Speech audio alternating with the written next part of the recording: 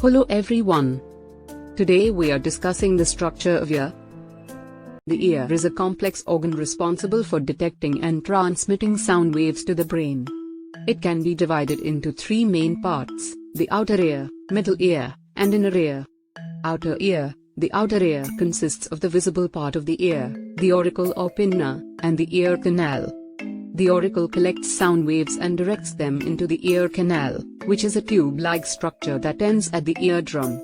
Middle ear. The middle ear is a small, air-filled chamber that contains three tiny bones called ossicles, the malleus, incus, and stapes.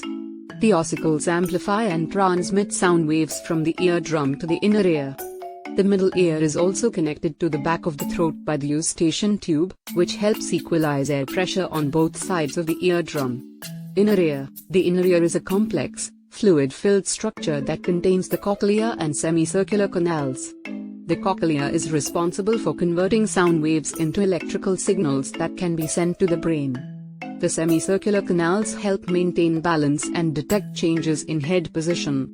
The inner ear also contains sensory cells called hair cells, which are responsible for detecting sound vibrations and converting them into electrical signals.